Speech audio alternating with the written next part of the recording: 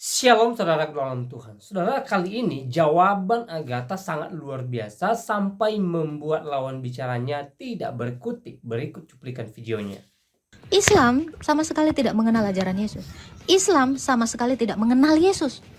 Islam sama sekali tidak tahu apa yang diajarkan Yesus dan apa yang dia inginkan, ya. Islam sama sekali tidak mengenal Allah yang diajarkan oleh Tuhan Yesus. Bahkan Islam sama sekali tidak mengerti kurban.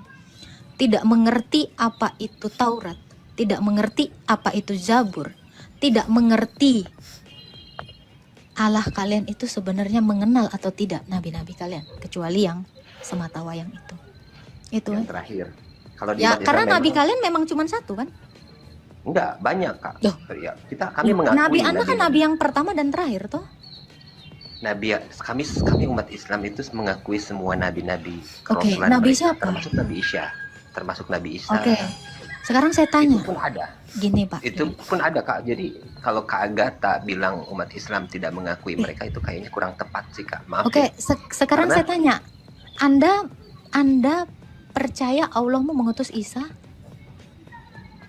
percaya. Karena Oke. memang Apakah Yesus- Allah mau mengenal ajaran Isa?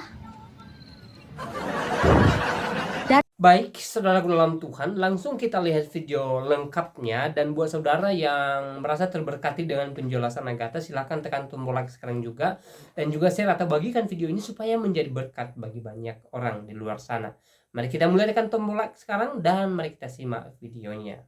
Saya begini, Yesus itu disalibkan untuk menebus dosa-dosa semua umat Kristiani. Bukan. Betul. Bukan. Apa tidak? Bukan. Lalu Dia menebus manusia dari dosa. dia menebus manusia dari dosa. Artinya dosa kan kalau dari dosa dari umat Kristiani itu sudah ditanggung, ditebus dengan Yesus toh. Ditebus kan? Dosa tidak ditebus, manusia yang ditebus. Itu tadi jawaban saya yang pertama. Manusia Manusia- ditebus dari dosa. Manusia yang ditebus dari dosa. Iya. Manusia berdosa itu dosanya ditebus kan? Manusianya yang ditebus, karena ditebus artinya diambil. Jadi manusia itu diambil dari keberdosaan. Dosanya itu dikalahkan, bukan diambil. Manusianya yang diambil. Oke, saya kasih analogi. Ini berdosa, ini keberdosaan. Ini manusia di dalam. Jadi ditebus itu manusia yang di dalam dosa ini diambil, bukan dosanya diambil. Itu beda. Oke. Kalau Tapi kan menebus dosa artinya sementara dosanya dosanya itu yang berbuat kan masing-masing. Artinya manusianya itu yang berbuat dosa. Contoh, misalkan dia berzina, dia membunuh, atau dia mencuri, misalkan itu kan pribadinya yang berbuat kan. Nah, sehingga dari perbuatannya itu maka Yesus menebus dosa umat Kristiani, begitu. salah lagi, menebus manusia dari dosa itu. Menebus manusia dari dosa-dosanya, toh?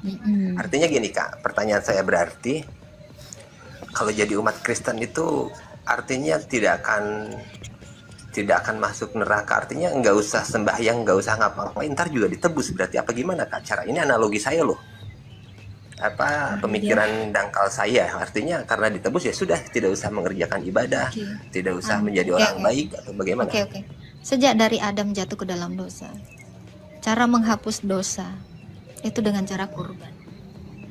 Ketika Dengan cara Adam apa? dan Hawa, ini saya jelaskan dulu atau Anda mau menjelaskan, silakan. Enggak, saya mau tanya dengan cara apa tadi tidak jelas. Oke. Makanya dengarkan dengan seksama. Dari Adam jatuh ke dalam dosa, Adam ini harusnya mati karena setiap manusia jatuh ke dalam dosa, upahnya itu adalah mati. Dia harus mengalami kematian. Sebab Allah tidak bisa menyatu dengan ketidakkudusan atau keberdosaan. Maka kalau manusia itu berdosa, tidak kudus lagi, dengan secara otomatis Allah akan memisahkan dirinya dari manusia ini. Karena Allah itu kudus, tidak boleh bercampur dengan yang tidak kudus. Terpisah atau tercerai itu membuat manusia ini tidak lagi masuk ke dalam sumber hidupnya. Ya, tidak masuk lagi. Karena kan awalnya manusia ini bersatu dengan Allah. Sebab manusia ini diciptakan melalui nafasnya Allah. Menyatu toh, nafas Allah diberikan kepada manusia, bersatu. Nah, ketika Adam dan Hawa jatuh ke dalam dosa, otomatis Allah tidak bisa lagi menyatukan dirinya dengan manusia yang berdosa. Sebab Allah itu harus kudus. Nah, kalau sudah terpisah, manusia ini tidak ada lagi, tidak menyatu lagi dengan sumber hidupnya. Sama seperti pohon, dicabut dari sumber hidupnya, tanah, akan mengalami kematian. Nah, demikian kenapa manusia itu bisa mengalami kematian. Nah, cara supaya manusia ini disatukan kembali dengan Allah, supaya dia menyatu lagi, menghapus dosanya ini, ya harus dengan mematikan orangnya kan. Karena dosa itu sudah masuk. Nah, supaya karena kasihnya Allah itu kepada manusia, akhirnya apa? Dia menyediakan domba. Yang harusnya manusia itu mati, jadi domba. Jadi dosanya itu dipindahkan ke domba atau kurban itu. Maka manusia ini tetap selamat, bisa tetap disatukan dengan Allah. Inilah kurban, inilah ibadah sebentar. Inilah ibadah sejati dari zaman Adam, Nuh, Musa, Daud sampai kepada Yesus. Yesus itu disebut domba karena dia bertindak sebagai kurban. Nah, itulah sebenarnya ibadah yang sejati. Lalu, setelah orang Kristen ya mempersembahkan kurban, yaitu Yesus itu sendiri sudah menjadi kurban bagi kami. Ya. Kami itu harus menghidupi keselamatan kami itu dengan cara apa? Dengan cara melakukan semua peribadatan itu dengan teratur di hadapan Allah sebagai tanda pertobatan kami. Karena kami sudah bersalah. Begitu kami sudah dihapuskan dosanya, kami bertobat. Dan kami menjalankan ibadah dengan Allah supaya apa? Keselamatan itu tetap ada di dalam kami. Jadi kalau Anda mengatakan, kalau sudah ditebus berarti nggak perlu lagi demikian. Loh, kami tetap harus menjaga itu. Karena kami sudah dikuduskan oleh Yesus, kami harus menjaga kekudusan itu. Jadi tidak boleh sembarangan. Nah, sama seperti seorang anak kalau sudah bersalah kepada orang tuanya, minta maaf diampuni, besok jangan bikin salah lagi toh. Gitu. Jadi jadilah sebagai manusia yang tahu diri, berakal dan berakhlak. Terus apa hukumnya kalau misalkan ternyata memang sudah dijamin seperti itu manusianya sendiri tetap menjalankan dosa-dosa besar? Apa dosa besar? Apa konsekuensinya? Ya misalnya zina, membunuh atau mencuri karena orang dia Kristen, berkeyakinan orang yang sudah mengerti ini, dia tidak akan melakukan itu. Tetapi yang Anda tanyakan mungkin orang yang ngaku-ngaku Kristen. Saya tidak berbicara oknum, tapi saya di sini berbicara tentang dogma saya, gitu. Jadi kalau ada, makanya ini tadi kan, Yesus itu sebagai domba. Jadi kalau ada misalnya manusia lagi berbuat dosa, ya dia harus lagi mengorbankan Yesus. Itulah dalam bentuk sakramental. Ibadah kami, itulah kurban yang kami lakukan setiap minggu. Kami berkumpul memecah-mecahkan roti, atau kami kenal itu sebagai perjamuan kudus atau ekaristi. Itu adalah kurban yang sama yang dilakukan Yesus 2000 tahun yang lalu, dan kami mengulangi kembali. Jadi setiap orang Kristen jatuh ke dalam dosa, sabar dulu. Kami mengakui dosa kami di depan imam, lalu kami melakukan kurban itu dalam bentuk roti dan anggur. Itulah kurban, itulah tubuh dan darah Kristus. Di situ kami menyerahkan kurban. Jadi dari zaman bangsa Israel, zaman perjanjian lama, menghapus dosa dengan cara kurban, sampai detik ini orang Kristen juga masih berkurban, tapi dalam bentuk roti dan anggur, tidak lagi domba. Sebab Yesus itu sudah menggenapi seluruh kurban-kurban domba di zaman perjanjian lama dan digenapi dengan tubuh dan darahnya. Itulah yang kami sebut dengan ekaristi. Oke.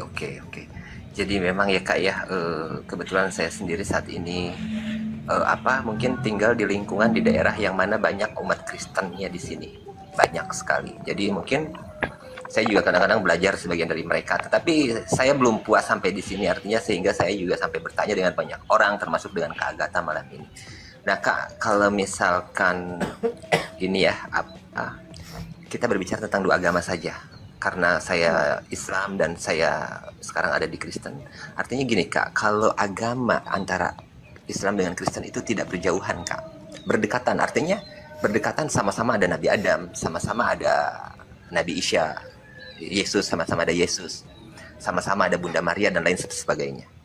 Kalau menurut Kak Agatha nih, yang paling dekat, yang paling artinya gini, yang antara Islam dengan Kristen, yang paling Yesus banget itu yang mana Kak, menurut Kakak? Oke. Yesus itu mengajarkan dibaptis. Orang Islam tidak sama sekali. Oke. Ya, orang Kristen itu kurban. Nah, orang Islam kurbannya dimakan. Orang Islam juga kurban. Orang Iya. Islam juga kurban. Kak. Iya, Kami juga gini. kurban. Gini, kurban ini makanya sebenarnya ini perenungan untuk Bang Oktovan juga ya. Kalau Ya. memang Allahnya itu sama. Kalau Anda merasa Anda itu lebih dekat dengan Yesus atau Isa, kalian tidak Ya. mengerti konsep dari ajarannya Yesus. Itu satu yang fatal. Kalian tidak mengerti baptisan, kalian tidak mengerti sakramen. Kalian tidak mengerti pengampunan dosa, Kakak bisa, kalian tidak. Maaf, Kak, saya potong dulu. Itu Yesus dibaptis itu dia bercerita di Bible apa di apa, Kak? Yesus itu dibaptis oleh Yohanes Pembaptis. Yohanes, Itu diceritakan nabi dalam yang Injil. kalian Itu diceritakan dalam semua Injil atau dalam Alkitab Bible? menuliskan itu. Semua Semua Alkitab. Alkitab. menuliskan. Artinya termasuk Barnabas sendiri menuliskan Barnabas itu siapa? kitab. Kitab apa? Barnabas tidak menulis Injil. Tidak menulis Injil. Tidak, yang menulis Injil itu ada Matius, Markus, Lukas, Yohanes. Oh iya, maaf, Iya. Kak. Sekarang saya tanya Anda, Karena memang kalau kitab Anda- Barnabas itu tidak diakui dengan Bukan umat. tidak diakui. Barnabas tidak pernah menulis Injil. Kalau ada Barnabas menulis Injil seperti yang kalian imani, sekarang saya tanya, apakah Allahmu pernah mengutus yang namanya Barnabas? Saya tanya, apakah Barnabas adalah rasul kalian atau nabi kalian? Loh, kalau Allah kalian tidak pernah merasa mengutus namanya Barnabas, kenapa kalian sibuk dengan Injil Barnabas yang adalah palsu? Kan hanya bertanya, Kak. Jadi Iya, saya ya. bertanya. Jadi pastiin dulu Tentang Anda kitab yang mengenal. dimana. Sebentar, Pak. Allah Anda atau Tuhan Anda tidak pernah mengenal namanya Barnabas. Jadi jangan melebihi kapasitas Tuhanmu. Ya, itu saran saya. Kalau kamu menanyakan tentang Barnabas, Tuhanmu aja tidak tahu Barnabas, atau Anda sudah mau menjadi Tuhan atau wakil Tuhan, jubir Tuhan, sebab Tuhan Anda bahkan tidak tahu apa-apa tentang Barnabas. Betul? Ya. Ini keterbiasaan. Sebentar, saya lanjutkan. Kebiasaan umat Islam, Tuhannya tidak menarasikan, mereka menarasikan berlebihan. Kenapa?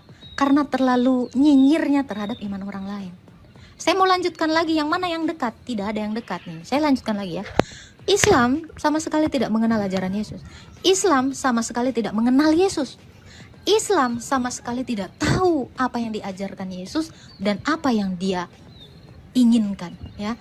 Islam sama sekali tidak mengenal Allah yang diajarkan oleh Tuhan Yesus. Bahkan Islam sama sekali tidak mengerti kurban.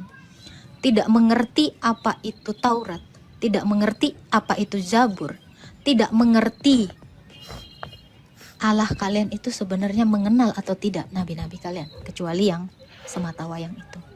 Itu Yang terakhir. Kalau di ya, umat Islam karena nabi memang- kalian memang cuma satu kan? enggak banyak, Kak. Loh. Ya, kami mengakui Nabi Anda kan nabi yang pertama dan terakhir toh? kami umat Islam itu mengakui semua nabi-nabi Oke, kerasulan nabi mereka, siapa? termasuk Nabi Isa. Oke. Sekarang saya Itu tanya, pun ada. gini Pak. Itu pun ada, Kak. Jadi kalau Kak Agatha bilang umat Islam tidak mengakui mereka, itu kayaknya kurang tepat sih, Kak. Maaf. Oke, ya. sekarang Karena- saya tanya, Anda percaya Allahmu mengutus Isa? Percaya. Karena Oke. memang Apakah memang Yesus- Allahmu mengenal ajaran Isa? Dari 3 ayat, dari cuman 3 ayat tentang Isa, kalian kenal apa? Tuhanmu kenal apa Isa? Bahkan dia tidak tahu Isa itu disalib, mati dan bangkit. Dia cuma bilang diserupakan. Dengan 1 ayat itu, kalian menarasikan, mengimani orang yang kalian tidak tahu. Bahkan Tuhanmu tidak tahu. Sekarang saya tanya, Isa anak siapa? anak Bunda Maria. Siapa bapaknya?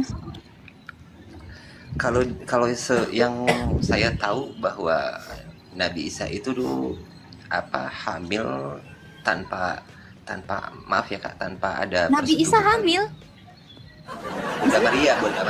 Bunda Maria. Oke. Bunda Maria Maria. hamil itu mujizat dari Allah, dari Allah yang memang tidak dalam hasil perkawinan antara Bisakah laki-laki dan Allahmu bermujizat di abad 1 sementara dia baru diperkenalkan di abad 7? Logikanya? Allahmu baru diperkenalkan abad 1, tapi Allahmu diperkenalkan abad 7, tapi mujizatnya di abad 1. Siapa yang bisa menyaksikan mujizat itu? Logika. Mungkin nggak Allahmu bermujizat, sementara Allahmu baru diperkenalkan di abad 7. Itu dia, karena Bang gini ya Bang ya, abad 1 itu tidak ada beragama Islam, abad 2 pun tidak ada agama Islam, tidak ada satu bangsa pun yang beragama Islam dengan menuhankan Allah SWT, Tuhan negeri Mekah, seperti yang ditulis di dalam Al-Quran, dikatakan, aku Muhammad hanya diperintahkan untuk menyembah Tuhan negeri Mekah. Ya, Tuhan negeri Mekah itu tidak pernah dikenal di Israel di abad 1, abad 2, abad 3, abad 4, abad 5, abad 6, baru abad 7 lah itu baru ada Tuhan negeri Mekah. Seperti yang di dalam Quran ada. Gitu Pak. Ya, jadi makanya saya bilang, bagaimana mungkin Allahmu itu mengatakan Bunda Maria itu hamil dengan mujizat, sementara Allahmu belum ada di abad 1. Maria tidak mengenal Tuhan negeri Mekah. Yang Maria kenal, yang Bunda Maria kenal itu adalah Tuhan Yesus, yang adalah Tuhannya, lalu meminjam rahimnya untuk mengambil kodrat manusia. Itu yang Maria. Maria bahkan mengakui bahwa sesungguhnya aku hamba Tuhan Yesus. Bunda Maria ini adalah hambanya Tuhan Yesus dalam keilahiannya dan ibunya dalam kemanusiaan. Tapi itu aja yang Anda pikirkan. Mungkinkah Allahmu bermujizat di abad 1? Sementara dia ada di abad 7. Seperti itu. Jadi Bunda Maria itu hamil karena memang Yesus meminjam rahimnya sendiri. Itu bukan mujizat. Itu adalah bentuk perhambaannya Bunda Maria terhadap Tuhan Yesus. Suaranya mendem bro. Oh maaf. Jadi Kak Agatha barusan bilang kalau berbicara tentang dari kedua agama ini antara Islam dan Kristen yang paling dekat itu tidak ada yang dekat, berarti kata Kak Agatha Dekat sendiri. dengan apa nih? Saya tanya dekat dengan Dekat apa? dengan yang saya bilang tadi Kak, yang asarnya gini, Yesus banget lah. Sama halnya begini Kak, kayak kita mengidolakan seorang artis lah, contoh vokalis band misalkan. Dari mulai rambutnya kita tiru, gaya bajunya kita tiru, nyanyinya kita tiru, stylenya semua kita tiru, bahkan perilakunya kita tiru. Nah, menurut Kak Agatha sendiri dari kedua agama ini, antara Islam dan Kristen itu mana yang lebih dekat, saya tanya tadi. Kristen itu sudah pasti pengikut Yesus, Islam pengikut Muhammad. Anda mengikuti Nabi Anda Muhammad, Nabi pertama dan terakhir Anda. Anda tidak mengikuti Yesus, kenapa? Karena kalian tidak pernah dibaptis. Yesus nyuruh dibaptis. Itu satu. Tapi kalau itu Yesus satu dulu. Poin Kak. paling utama utama adalah baptisan. Kak Agatha. Jadi, tapi iya. kalau Yesus dulu berdoa dengan cara bersujud, kami orang Islam yang berdoa dengan cara bersujud. Kamu belum pernah lihat orang Kristen sujud emang? Belum tahu ya, saya tahu. Yang saya tahu, maaf Ya, ya Kak, apa-apa. karena saya memang tidak pernah masuk gereja, tetapi yang saya tahu di gereja itu mereka hanya bernyanyi King Kong, Coba. badannya besar, misalnya. Gitu. Cobain dulu masuk ke gereja saya. Ya, itu yang pertama. Oke. Jadi Yang kalau pertama Anda itu, Kak. sabar, Oke, sebentar. Saya dari tadi saya dengerin Kak Agatha terus loh. Silakan. Karena saya ingin bertanya, saya ingin menggali dan saya ingin belajar. Bahkan kalau perlu Kak, rasanya saya mengikuti RK, mengikuti Kakak, rasanya saya ingin dibaptis.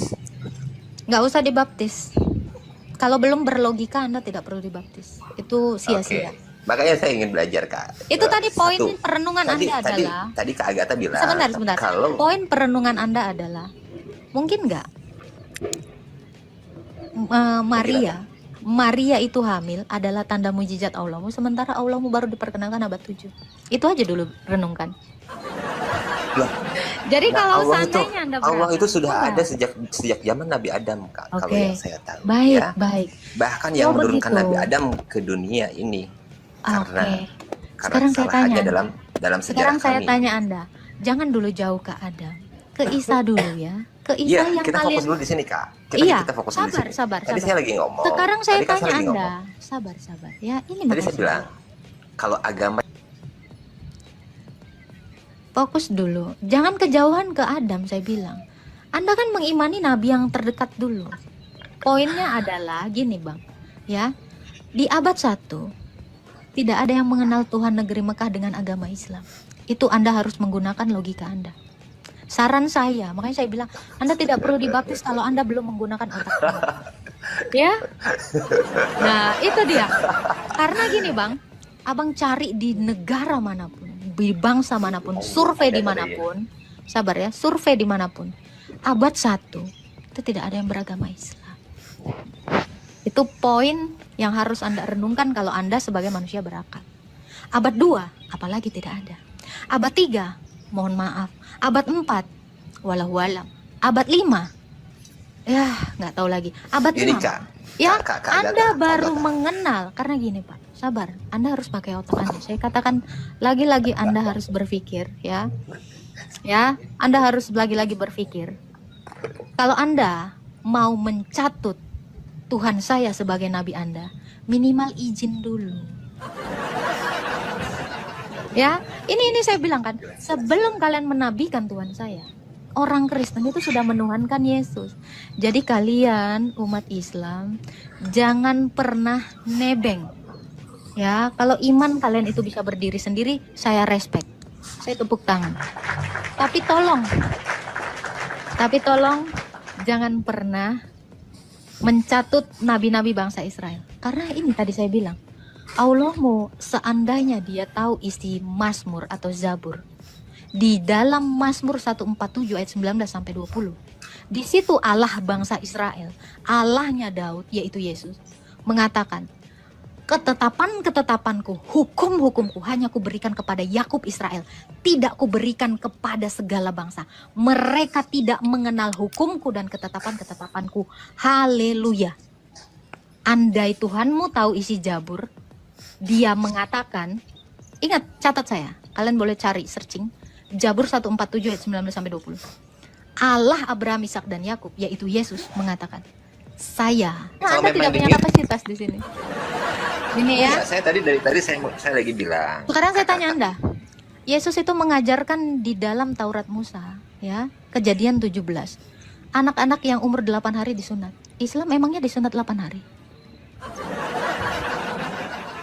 Ada sunat sembarangan. Umurnya suka-suka. Ini ketetapan. Makanya saya bilang Tuhanmu bahkan tidak mengenal ketetapannya sendiri yang ditaruh di dalam Taurat. Apakah ini adalah Allah yang sama yang datang kepada Musa? Ini tanda tanya di otak Anda harusnya. Karena Tuhan itu mengatakan, anakmu Abraham, kamu dan keturunanmu, anakmu laki-laki, hanya laki-laki, bukan perempuan, harus disunat umur 8 hari. Kalau tidak disunat, mereka itu mati. Ini hukum Tuhan saya. Tuhanmu kenal tidak? Makanya Yesus itu dalam kemanusiaannya disunatkan oleh Bunda Maria berumur 8 hari. Anda sembarangan. Sebelum akil balik lah. Umur berapa suka-suka kalian, kapan mama kau siap. Ya kan?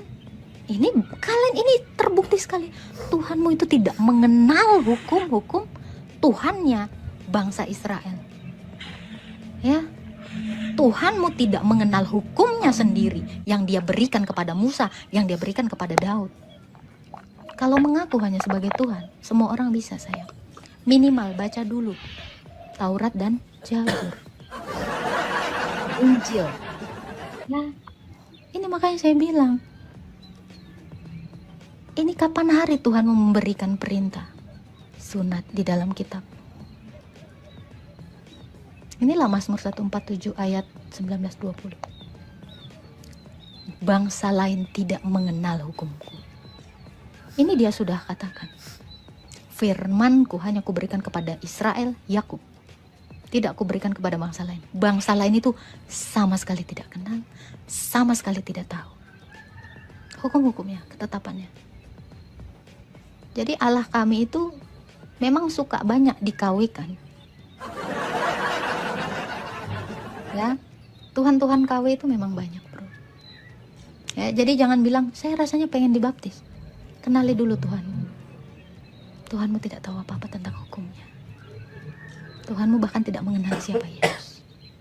Tidak mengenal siapa Daud. Tidak mengenal siapa Musa. Kalau Anda mau pakai ini. Tunggu ya, Bro Oktovan ya. Tuhan memberkati. Mohon maaf kalau ada salah-salah kata. Jalani dulu. Halo Jack Chris. Halo. Halo Mbak, boleh nanya Mbak? Boleh Pak, silakan. Nanya apa? Di Kristen kan ada puasa 40 hari 40 malam. Itu wajib atau sukarela? Tadi Mbak bilang puasanya dari petang sampai petang. Gimana itu Mbak? Iya, dari pukul 3 sore atau pukul 6 sore itu kan udah termasuk petang. Kami udah bisa memulai puasa. Iya 40 hari 40 malamnya. Ya dari petang terus ke malam. Ini kan dari Oh maghrib. gitu. Oh. Maghrib malam itu udah dari maghrib itu udah nggak makan lagi. Terus kan ketemu malam, terus ketemu pagi, terus lagi ketemu petang lagi kan berulang. Jadi 40 hari 40 malam. Kita hanya Artinya berbuka nggak di pernah buka-buka gitu. Selama 40 hari 40 malam nggak pernah hanya buka. dari petang ke petang. Anda pahami seperti apa? Berarti ketika dari petang kami mulai puasa, kembali ke petang lagi kami berbuka, lanjut lagi kami berpuasa. Jadi begitu buka puasa, setelah itu kita lanjut lagi berpuasa. Ketemu lagi petang, berpuasa lagi. Gitu. Kesempatan makan minumnya sejak petang buka puasa itu sampai nunggu petang besoknya gitu. Enggak, begitu selesai makan ya langsung puasa lagi lah Pak. Aduh. Oh, kirain nunggu petang besoknya lagi baru puasa lagi gitu. Nah, itu bohong. Oke. Ada lagi yang mau ditanya Pak? Ada satu lagi Silakan. penjelasan kok nggak habis-habis tentang Tritunggal. Ada yang bilang satu pribadi, tiga keadaan. Ada yang bilang satu hakikat, tiga pribadi. Gimana menjelaskan itu kalian Mbak? Apa yang mau saya jelaskan? Kalau menurut Mbak lah, kalau menurut Mbak gimana penjelasan itu kok nggak tuntas-tuntas Tritunggal itu? Anda mau bertanya atau mau menjelaskan? Saya nggak tahu. Aku minta penjelasan Mbak Agatha. Loh, Gimana Anda cara sudah Mbak menjelaskan. Apa yang saya jelaskan lagi? Enggak, itu kan Kan gini, kecuali Anda mau bertanya, apa itu Tritunggal? Saya jelaskan. Anda sudah menjelaskan, terus saya mau ngapain? Anda sudah menjelaskan, terus apa pertanyaan Anda? Mbak Agatha ini lucu loh. Apa pertanyaannya apa, Pak? Pertanyaannya itu gimana Mbak Agatha menjelaskan? Ada yang ngomong begini, ada yang mau ngomong begini. Kalau Anda Mbak lagi-lagi gimana? menjelaskan, jadi saya mau ngapain lagi? Anda sudah menjelaskan penjelasan orang Itu kan- lain ke saya. Terus Anda mau nanya apa sama saya? Oh baik, baik. Saya perbaiki ya Mbak ya. Ya. Iya. Menurut kekristenan, menurut Mbak Agatha, gimana penjelasan Tritunggal itu? Makasih. Nah, pinter. Itu baru pertanyaan. Masa penjelasan terus saya disuruh menjelaskan penjelas? Oke, Tritunggal itu satu Allah yang memiliki firman dan roh. Selesai. Sudah, itu aja. Tritunggal itu adalah satu Allah yang memiliki firman dan roh. Ada lagi Pak J. Memiliki firman dan roh. Jadi firmannya bisa berangkat sendiri, rohnya berangkat sendiri. Berangkat kemana? Papa? Ke sekolah. Berangkat kemana? Tapi katanya- Firman berangkat kemana nih? Berangkat haji. Katanya sang firman turun dari surga ke dunia. Jadi bapaknya tinggal di surga. Gimana itu Mbak? Gimana? Anak-anaknya apa firmannya? Bapa, anak, roh kudus. Kan itu yang umum di Kristen. Bapa, anak, roh kudus. Mm-mm. Jadi saat anak ke bumi, bapaknya gimana? Roh kudus belum diutus ke bumi. Firmannya gimana? Itu kalau Mbak tadi kan simpel aja. Allah memiliki firman, memiliki roh. Nah, gitu doang. Ada penjelasan tambahan Mbak untuk menolong otak saya ini? Apa pertanyaannya apa? Allah memiliki firman, memiliki roh. Terus Tritunggalnya di situ, satu Allah. pertanyaannya apa?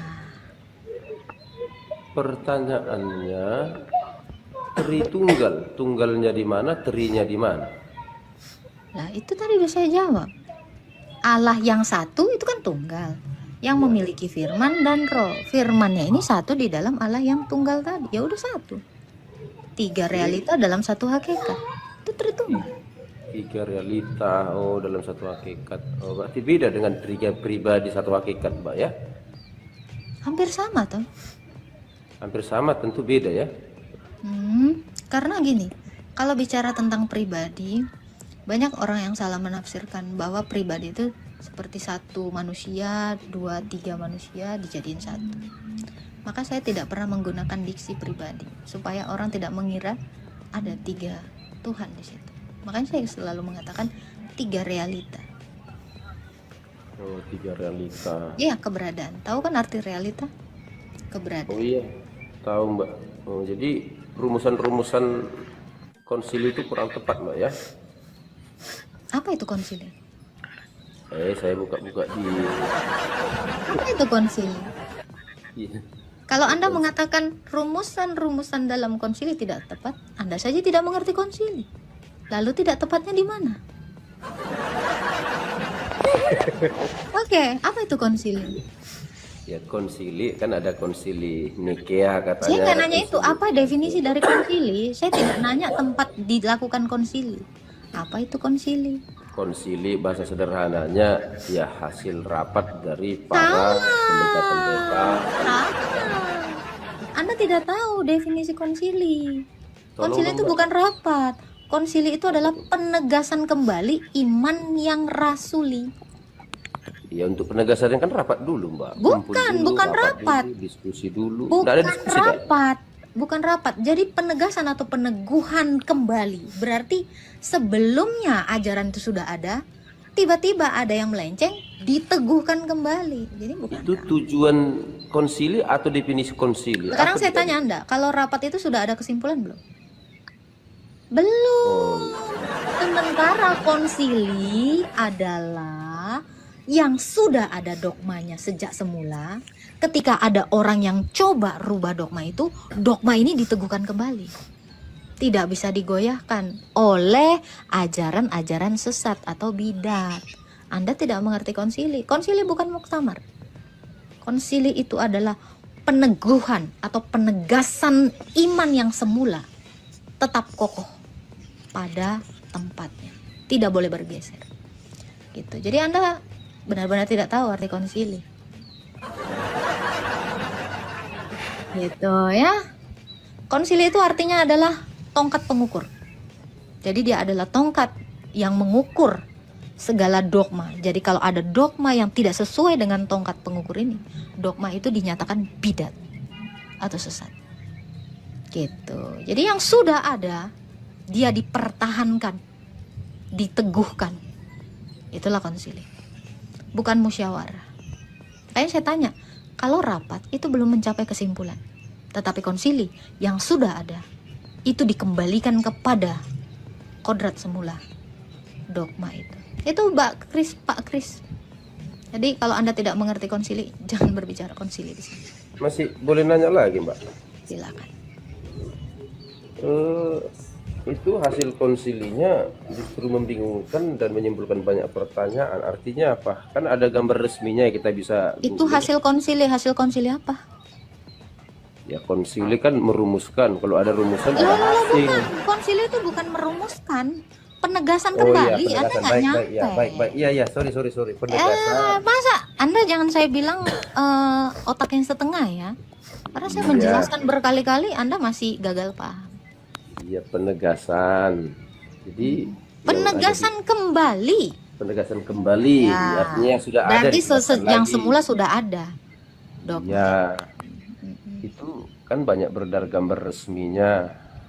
Ya. Apa hasil konsili apa yang Anda bilang hasilnya apa? Maksudku begini, tadi yang Mbak Agatha menerangkan simpel, praktis, gampang dipahami. Ya Allah yang satu memiliki firman, memiliki roh. Mbak Agatha lebih setuju menggunakan diksi seperti itu, bukan 3 pribadi, tapi 3 keberadaan, 3 realita tadi ya.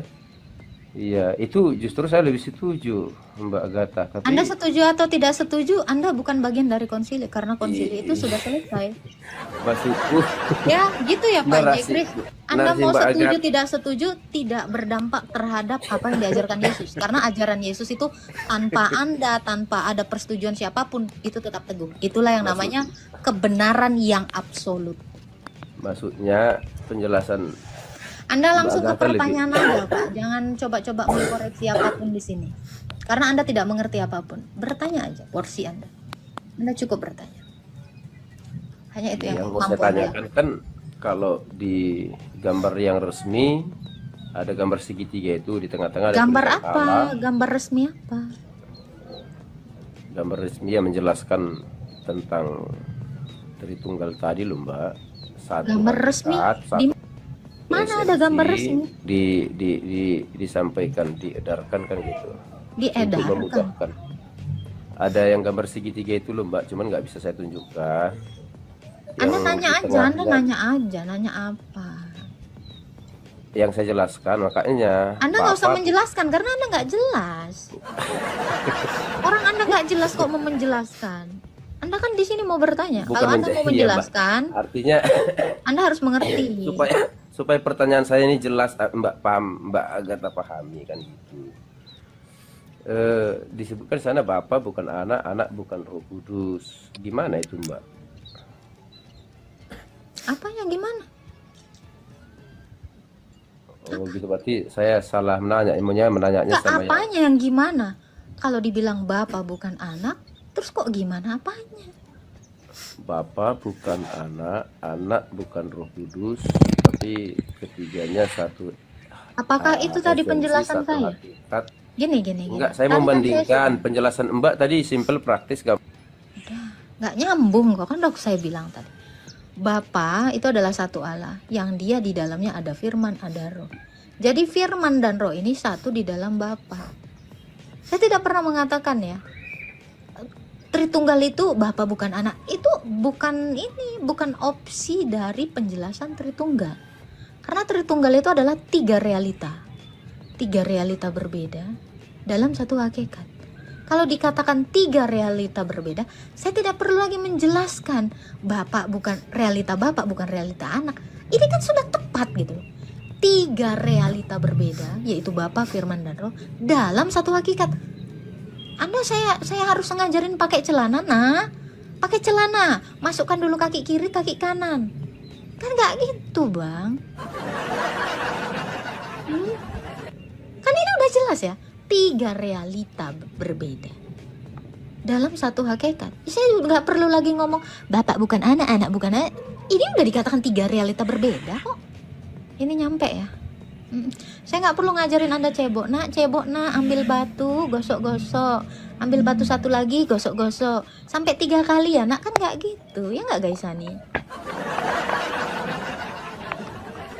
Gitu ya. Tiga realita bukan tiga Tuhan.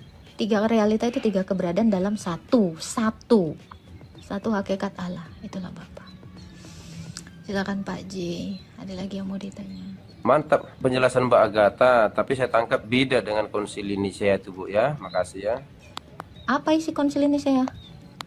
Itu yang saya bilang tadi, Bapak bukan anak, anak bukan Roh Kudus. Anda gini ya. Konsili ini kayak apa memang? Itu yang sering dijelaskan. Loh apa Ya. konsili ini kayak apa? Loh? Tapi penegasan tadi, Mbak, penegasan tadi, Oke. ya yang penegasan kembali yang sudah ada ditegaskan. Ya, kan memang nggak nyampe otak kamu. Jadi kalau kita orang dewasa, kita ini udah sama-sama dewasa. Nah, pakai celana. Nggak harus diceritakan lagi. Ambil dulu celananya, pegang, masukkan dulu kaki kiri, terus masukkan kaki kanan, tarik ke atas. Kita tidak lagi di fase orang dungu. Gitu ya. Gitu. Saya tahu Anda orang Kristen dan Anda sedang belajar. Ya Pak J ya. Saya hanya mengatakan begini. Kalau kalian memang mau belajar, mau mengerti, jadilah seorang murid. Bukan menjadi murid yang menggurui guru. Ya, gitu.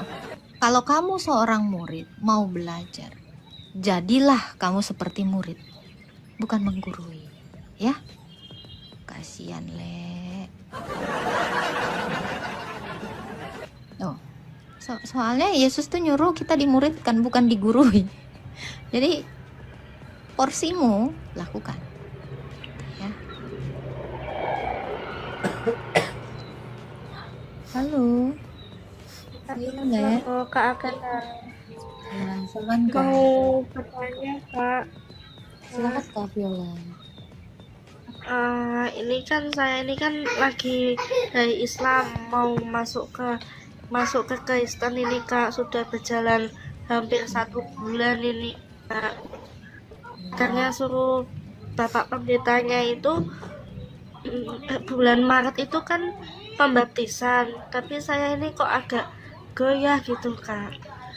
Bagaimana cara mengimaninya gitu?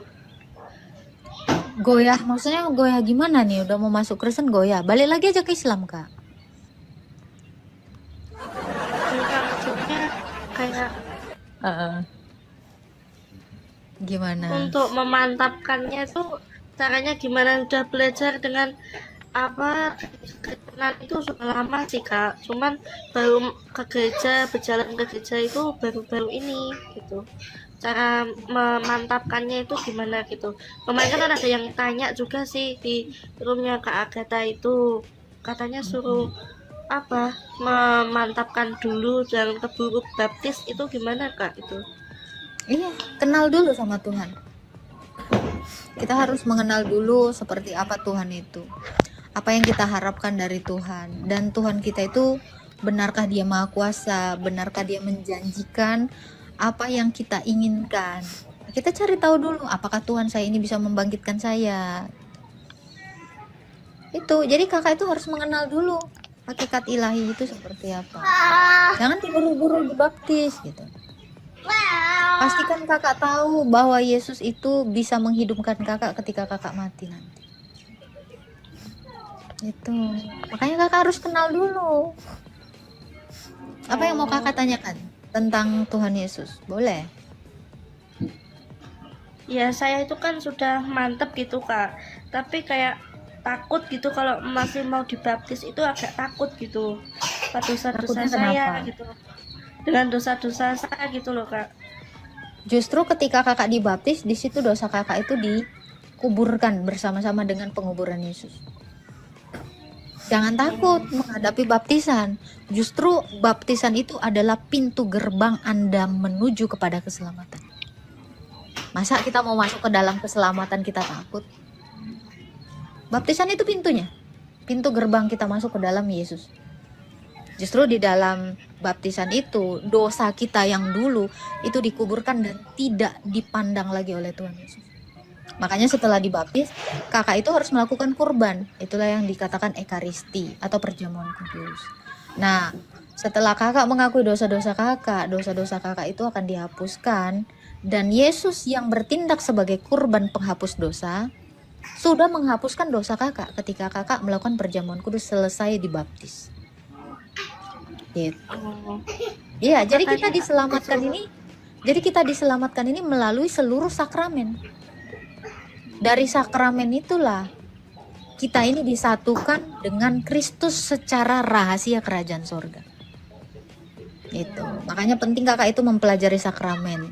Apa itu sakramen pembaptisan, apa itu sakramen krisma, pematraian dengan Roh Kudus, apa itu sakramen perjamuan kudus, itu adalah kurban. Kakak harus tahu 3 sakramen paling fundamental ini. Gitu. Oh iya Kak. Jadi kita sebagai orang Kristen, kita harus menghidupi iman kita melalui 3 sakramen ini minimal. Sama satu lagi pengakuan dosa. Jadi 4 sakramen ini penting sekali untuk menghidupi iman kita kepada Kristus. Kalau kita percaya kepada Kristus, maka kita itu harus disatukan dalam kematiannya, penguburannya, dan kebangkitannya. Itulah sakramen baptisan. Lalu kita itu di krisma. Nah, di krisma ini kita ini diberikan benih dari Roh Allah supaya kita bisa mengerjakan keselamatan itu. Inilah melalui sakramen krisma ini kita di sini menerima Roh Kudus. Lalu sakramen pengakuan dosa. Ketika kakak mengakui dosa kakak di depan imam, maka apa yang kakak katakan kepada imam, imam ini akan dengan otoritasnya akan mengatakan bahwa dosa kakak dihapuskan oleh Tuhan Yesus. Nah, setelah itu kakak masuk ke dalam kurban. Inilah yang disebut sakramen Ekaristi atau perjamuan kudus. Kurban ini. Jadi dari zamannya Adam, zamannya Musa nih ya, zamannya Daud, setiap orang berdosa itu harus menyerahkan kurban. Ya, kenapa? Karena upah dosa adalah maut. Jadi harusnya manusia itu mati, dosanya itu dilimpahkan ke kurbannya itu, kurbannya itu dibakar habis, maka dosa kakak bersama dengan kurban itu habis, terhapuskan. Itulah sakramen Ekaristi. Karena Yesus itu sudah bertindak sebagai domba Paskah Allah, kurban penghapus dosa kita. Nah, keempat sakramen ini harus kakak hidupi setiap minggu. Supaya dengan demikian ketika kakak mati, kakak boleh beroleh keselamatan itu dengan pasti. Itu Kak Violet. Oh, baik Kak. Terima Nanti kasih. kalau kakak misalnya nggak karena ini nggak gampang, pelajaran ini harus tiap hari. Kakak sebenarnya rajin di room saya tahu, sering nonton. Iya. Iya. Iya, saya suka dengan lihat Kak Agatha gitu. Saya suka, jadi saya tuh lebih mantap Kak. Ke Kristen tuh memang saya sudah mantap, cuman kalau ke baptis itu agak takut saya itu dengan Ya. dosa-dosa yang sebelumnya itu saya takut gitu Kak. Jadi sekarang udah tahu ya, melalui Iya. baptisan dosa kita itu dikuburkan. Jadi kalau sudah dikubur, berarti kita sudah tidak memiliki dosa lagi, sebab kita juga disatukan dalam kebangkitan Kristus. Maka kita menjadi ciptaan baru Yesus. Begitu kakak sudah menerima baptisan itu, nama kakak itu sudah tercatat di dalam kitab kehidupan. Dan kakak nanti boleh dibangkitkan pada hari di mana Yesus itu datang sebagai hakim dan membangkitkan kita semua. Jadi jangan takut dibaptis. Yang penting kakak berpengertian dulu apa itu baptisan. Gitu ya kak ya. Justru kalau kita dibaptis itu kita lega. Dosa kita sudah dihapus. Sudah dikuburkan. Gitu. Ada lagi yang mau ditanyakan Kak Violet? Halo Kak Violet, ada lagi yang mau ditanya? Iya. Satu lagi Kak, mau bertanya lagi tentang gereja Protestan sama gereja. Gimana Kak?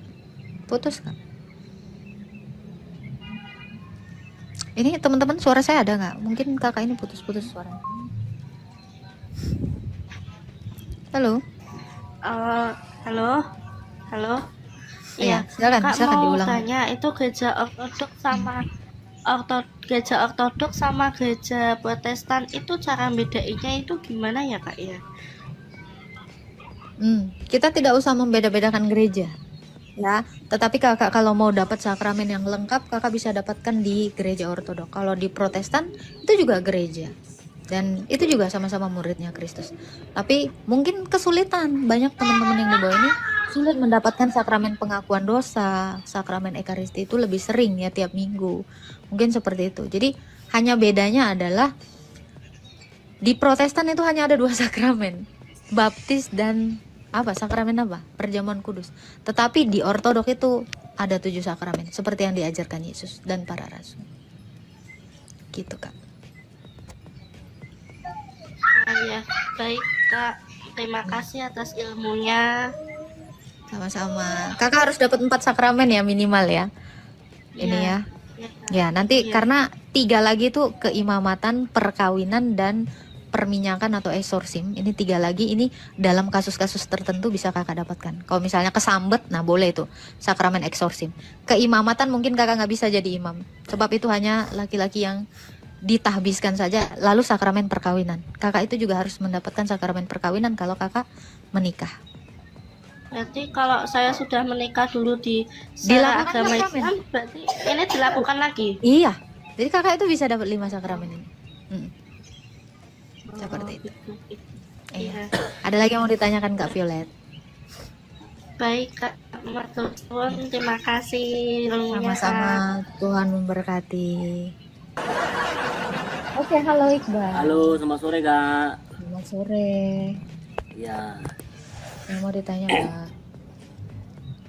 tadi kan saya mendengar dan melihat kakak berbicara sama yang sebelum saya naik ini kan, tadi kakak bilang masalah sempurna.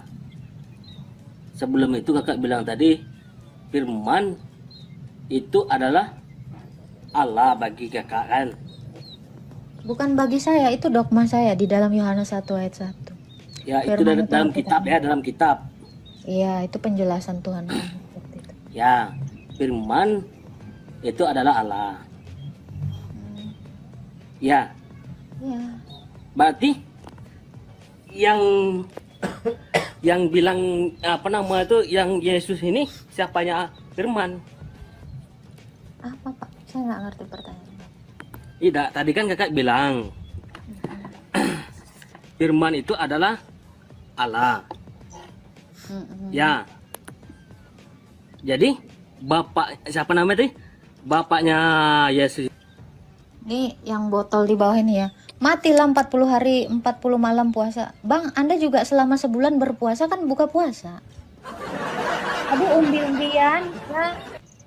Kalian itu juga berpuasa selama 30 hari. Ada buka puasanya ya.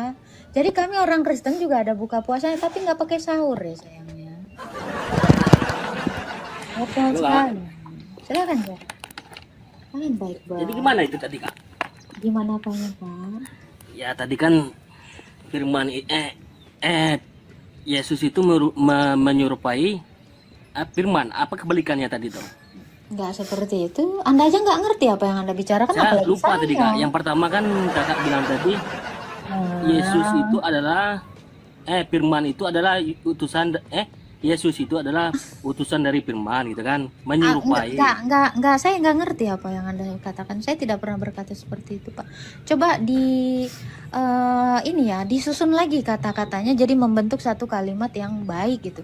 Karena kita waktu kecil ya, waktu SD itu belajar ya, arrange the word gitu kan, menyusun kata-kata di balik. Ini Bapak ini agak-agak kemana-kemana gitu. Coba Oke, saya potong omongan kakak ya. Kakak bilang tadi dari kecil kakak bilang belajar. Berarti kakak bukan yang sempurna.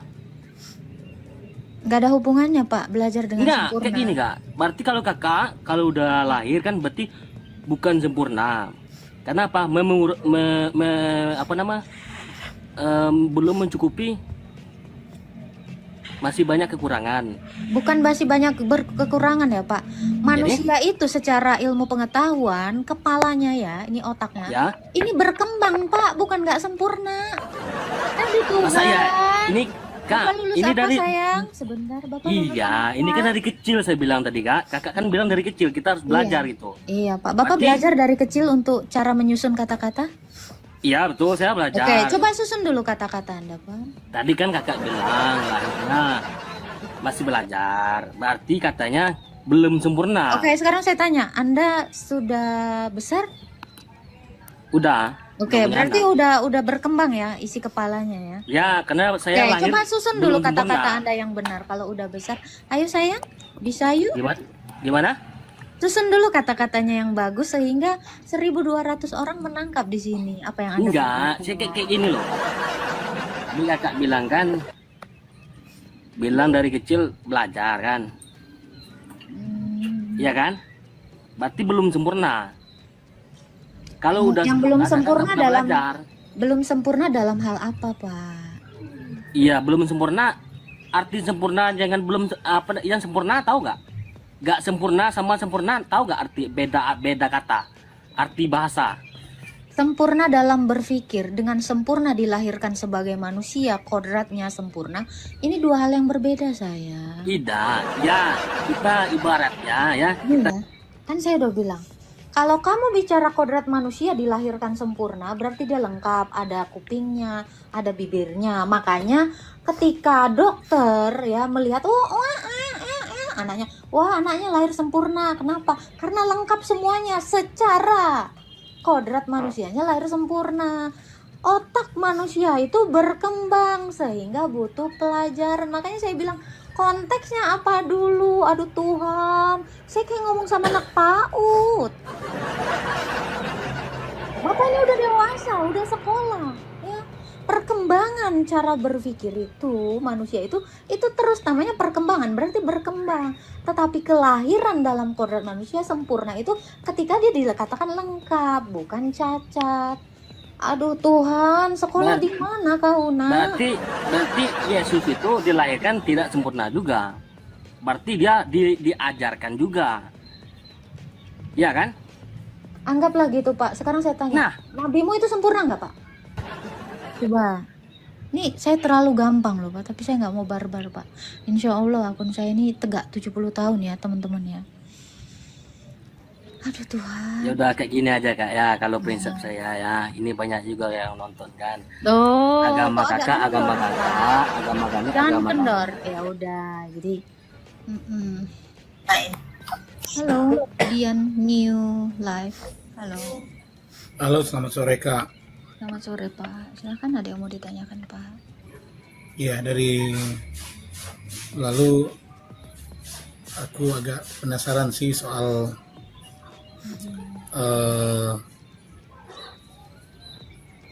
kakak dan teman-teman yang lain. Tapi aku cuma usul aja sih, kalau boleh bersatu aja sih, retak-retakin ginjalnya bersatu aja di room yang satu. Maksudnya retakin ginjal di room yang satu. Ini room saya satu. Ya. Oh iya. Maksudnya gimana nih Pak? Oke. Maksudnya Kak Agatha sama Edis TV, buatlah satu forum yang kalian-kalian itu ada di dalam gitu. Ya, terima kasih Pak atas sarannya. Ada lagi Pak? Iya, ini saya mau bertanya Boleh.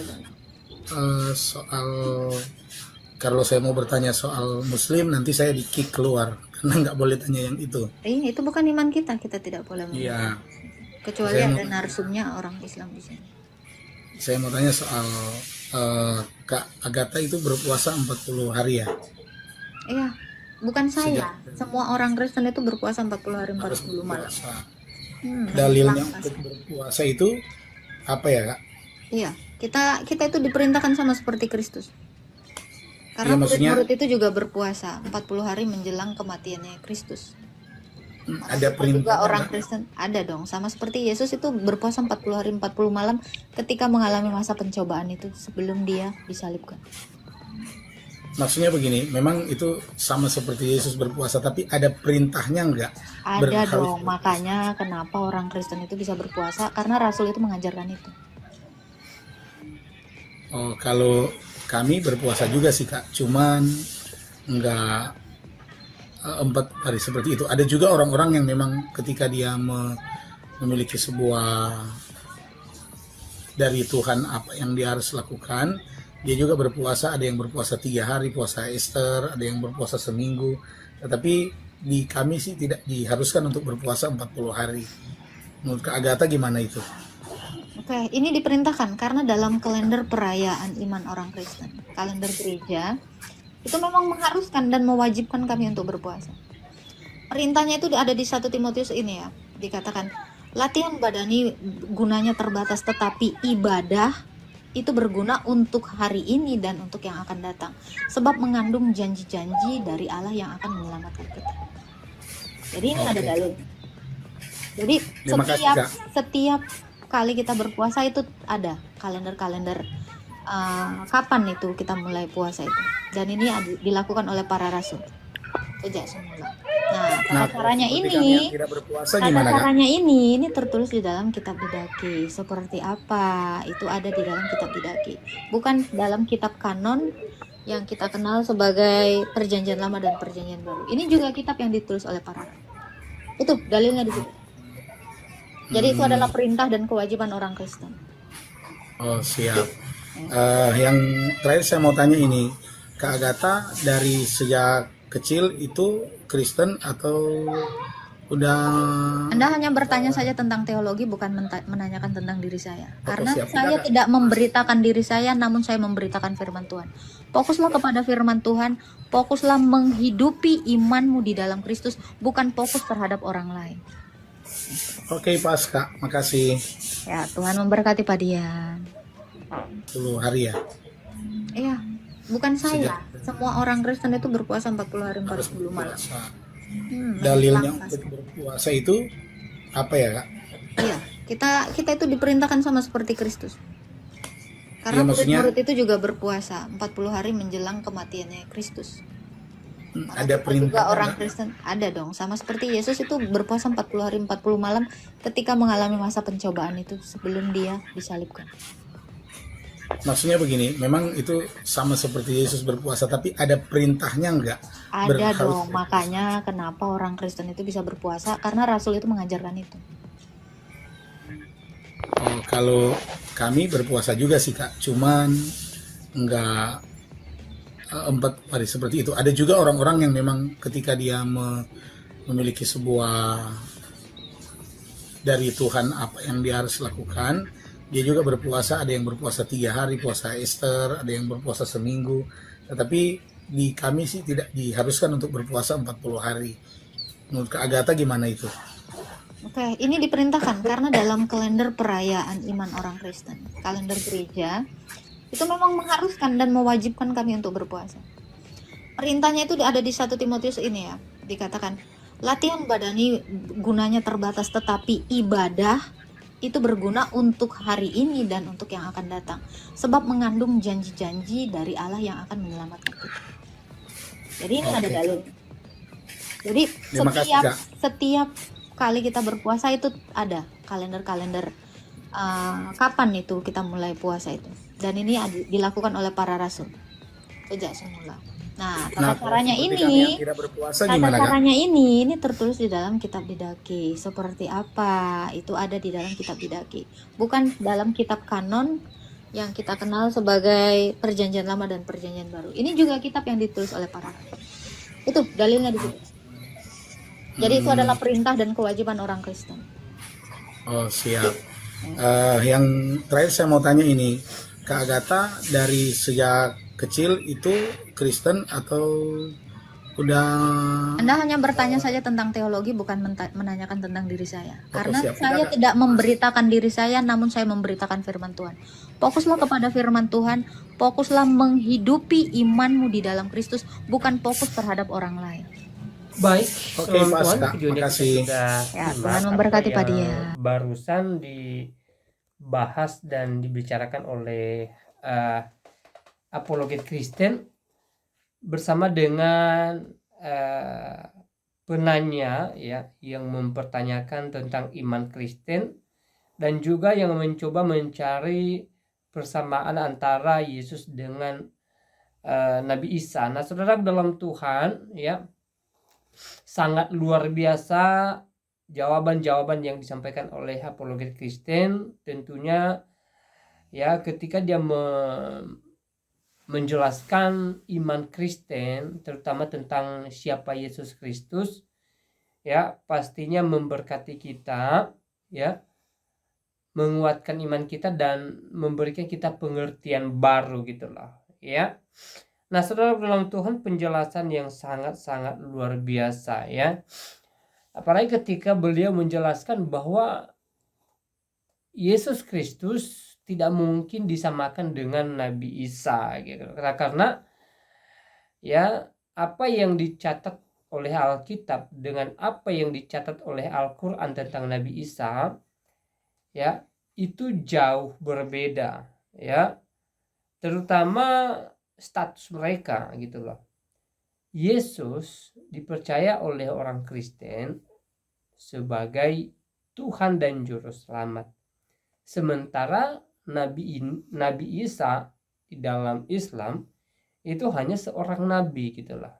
Nah, terlalu banyak perbedaan-perbedaan yang ditemukan antara Yesus dengan Nabi Isa. Jadi kedua sosok ini tidak mungkin disamakan gitu loh, kecuali kalau ada dalil yang sangat kuat ya. Nah, saudara dalam Tuhan, apologet Kristen juga menjelaskan bahwa Yesus adalah Tuhan gitu loh. Yesus juga dibaptis ya. Yesus juga melakukan berbagai mujizat dan Yesus adalah kurban itu sendiri. Ya, apologet Kristen menjelaskan hal ini dengan baik, ya, tentunya menjadi berkat bagi kita yang benar-benar memahami apa yang disampaikan oleh apologet Kristen ini, ya. Dan satu hal yang mau kita jelaskan bagi mereka yang menanyakan tentang Yesus adalah kurban itu sendiri. Memang di dalam perjanjian lama, ya, orang-orang Yahudi memberikan kurban berupa binatang, ya, dipersembahkan untuk Tuhan sebagai korban penghapus dosa. Tetapi di dalam perjanjian baru dituliskan bahwa Yesus sendiri menjadi korban untuk menghapus dosa umat percaya kepadanya, gitulah. Jadi di atas salib Yesus ini menjadi korban perdamaian antara manusia dengan Tuhan, ya. Ini hal yang sangat luar biasa yang pernah dilakukan oleh Yesus ketika dia datang ke dunia ini, ya. Sebenarnya banyak hal yang sangat luar biasa dilakukan oleh Yesus, dan salah satunya adalah menjadikan dirinya sebagai korban keselamatan buat orang-orang yang percaya kepadanya. Supaya apa? Supaya orang-orang yang percaya kepadanya tidak lagi memberikan kurban dalam bentuk hewan gitu loh, tetapi ya ketika mereka percaya bahwa Yesus pernah menjadi kurban bagi mereka, ketika percaya bahwa Yesus adalah Tuhan dan Juru Selamat, maka ya mereka diselamatkan, ya. Nah, saudara dalam Tuhan, ini hal yang sangat luar biasa di dalam iman Kristen, ya, tentang Tuhan Yesus Kristus. Nah, setelah saudara menonton dan mendengarkan apa yang mereka bicarakan di video barusan, kira-kira apa yang menjadi tanggapan saudara atau apa komentar saudara? Silahkan tulis di kolom komentar, ya.